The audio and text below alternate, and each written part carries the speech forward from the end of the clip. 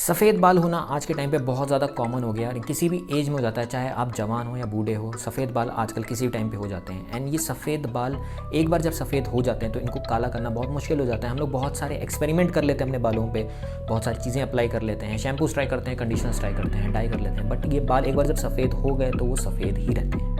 मेरे भी बहुत सारे बाल सफ़ेद हो चुके हैं। सो आज की इस वीडियो में इसी बारे में बात करेंगे कि बाल सफ़ेद होने के कारण क्यों होते हैं, कैसे आप उनको वापस से रिकवर कर सकते हैं अगर वो पॉसिबल है तो कैसे हो पाएगा। So keep watching the video, will be back.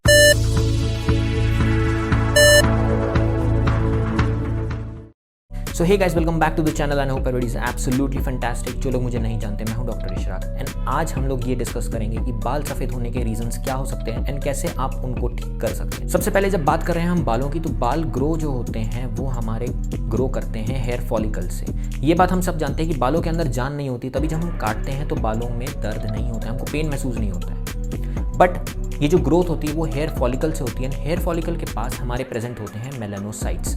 ये मेलानोसाइट्स जो होते हैं वो रिस्पॉन्सिबल होते हैं जो भी हमारे बाल हैं उनको कलर प्रोवाइड करने के लिए।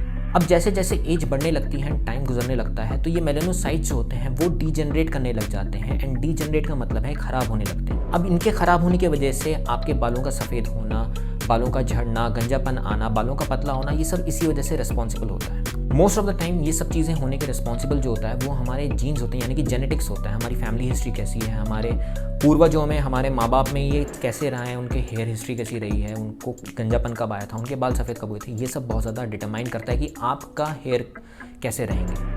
एंड ये तो हुई एक जेनेटिक बात, यानी कि ये आपका टोटली लक पे डिपेंड करता है कि आपकी जेनेटिक हिस्ट्री कैसी है। बट इसके अलावा भी बहुत सारे फैक्टर्स होते हैं जो आपके हेयर के लिए रिस्पॉन्सिबल हो सकते हैं। अब चाहे वो कोई डेफिशिएंसी हो, कोई डिजीज़ हो, या इवन आपने खुद की अपने बालों की ऐसी की तैसी कर रखी है। एंड ऐसी की तैसी का मतलब है कि आप बहुत सारे एक्सपेरिमेंट्स ट्राई कर लेते हैं अपने बालों में, नए नए कलर लगवाना, नए नए चीज़ें करवाना सैलून में जाके।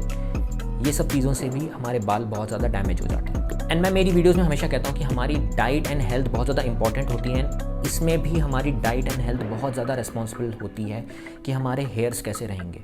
सपोज़ कोई डिजीज़ है या डेफिशिएंसी है तो उसको तो आप करेक्ट कर सकते हैं, बट अगर कोई जेनेटिकली ऐसा है तो उसको आप रिवर्सिबल प्रोसेस नहीं बना सकते हैं, यानी कि आप वापस सफ़ेद बालों को काला नहीं कर सकते हैं। अब डेफिशिएंसी में सबसे मोस्ट कॉमन डेफिशिएंसी होती है हमारी विटामिन B12 की डेफिशिएंसी, जिसको हम लोग पर्नीशियस एनीमिया भी कहते हैं, यानी कि इसमें और भी विटामिन्स की और मिनरल्स की डेफिशिएंसी होना स्टार्ट हो जाती है, जैसे कि आपका आयरन हो गया, सेलेनियम हो गया। ये सब बहुत ज़्यादा रिस्पॉन्सिबल होते हैं आपके बालों के लिए। एंड अगर इनकी डेफिशिएंसी होती है तो हमारे बाल जल्दी ख़राब होना स्टार्ट हो जाते हैं। एक और चीज़ जो रिस्पॉन्सिबल रहती है वो होते हैं हमारे थायराइड, यानी कि थायराइड जो होता है वो बढ़ भी सकता है, घट भी सकता है। एंड दोनों कंडीशंस में हमारे हार्मोन जो होते हैं वो बहुत ज़्यादा फ्लक्चुएट करते हैं। अब चाहे हाइपो हो या हाइपर हो, इसकी वजह से प्रीमेच्योर ग्रेइंग होना स्टार्ट हो जाती है, यानी कि टाइम से पहले आपके बाल सफ़ेद होना स्टार्ट हो जाते हैं।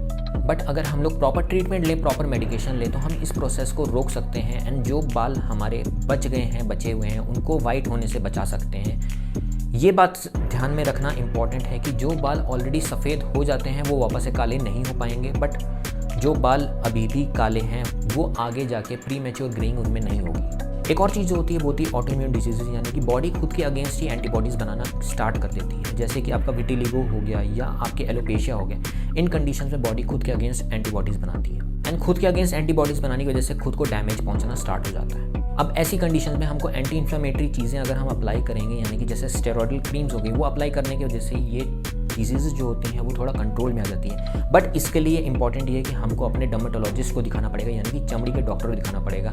ये ट्रीटमेंट हम लोग घर पे बैठ के खुद से नहीं करना चाहिए एंड आपको करना भी नहीं चाहिए, क्योंकि इसके बहुत सारे साइड इफेक्ट हो सकते हैं। तो बेटर है कि आप अपने डर्मेटोलॉजिस्ट के साथ कंसल्ट करें एंड उससे प्रॉपर ट्रीटमेंट लें। एक और बहुत इंपॉर्टेंट और कॉमन फैक्टर होता है स्मोकिंग। जो लोग स्मोक करते हैं उनकी वजह से ब्लड फ्लो कम हो जाता है, जो नसें होती हैं खून की वो सिकुड़ने लगती हैं एंड जिसकी वजह से हमारे बालों को बहुत ज़्यादा इफेक्ट पहुंच सकता है। बाल झड़ना, बाल सफ़ेद होना, ये बहुत कॉमन हो जाता है जो लोग स्मोकिंग करते हैं। एंड एक चीज़ जो हम सब बचपन से सुनते आते हैं, अभी भी लोग कहते हैं कि स्ट्रेस जो लेता है, टेंशन जो लेता है, उसकी वजह से बहुत ज़्यादा बाल झड़ने लग जाते हैं। एक्चुअली इस चीज़ को लेके कोई एक्चुअल एविडेंस नहीं है, कोई स्टडीज़ नहीं है, बट ये एक इनडायरेक्ट फैक्टर है, क्योंकि जब आप स्ट्रेस लेते हैं तो आपकी नींद ख़राब होती है, आपका डाइट ख़राब होता है, आप को भूख नहीं लगती, आप प्रॉपर मील्स नहीं ले पाते, आप स्ट्रेस में रहते हैं, तो आपकी बहुत सारी एक्टिविटी हैम्पर हो जाती है, जिसकी वजह से ये इनडायरेक्टली इफेक्ट करता है आपकी बॉडी की हेल्थ को। तो सपोज आपके बाल अगर सफ़ेद हो रहे हैं या झड़ रहे हैं, तो इंपॉर्टेंट ये है कि आप अपना प्रॉपर चेकअप करा लें, आप देख लें आपको कोई डेफिशिएंसी तो नहीं हो रही, आपको कोई डिजीज़ तो नहीं हो रही जिसकी वजह से ये रिस्पॉन्सिबल है। एंड अगर आपको कोई डिजीज़ नहीं है, कोई डेफिशिएंसी नहीं है, तो आप ये मान सकते हैं कि आपको ये जेनेटिकली है, यानी कि आपके पेरेंट्स में भी रहा होगा, आपके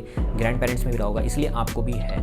एंड ऐसी कंडीशंस में आप नेचुरली किसी तरीके से अपने बालों को वापस काला नहीं कर सकते, इसके लिए फिर आपको कलर करना पड़ेगा, डाई करना पड़ेगा, एंड इसके अलावा कोई ऑप्शन नहीं बचता है। तो आई होप आप लोगों को ये वीडियो अच्छी लगी, ये इन्फॉर्मेशन आपको काम आएगी। एंड आपको अगर वीडियो अच्छी लगी तो वीडियो को लाइक कर देना, चैनल पे जो लोग नए हैं सब्सक्राइब जरूर करना। मैं आपसे मिलूंगा नेक्स्ट वीडियो में, तब तक के लिए stay home, stay safe, stay fit, bye.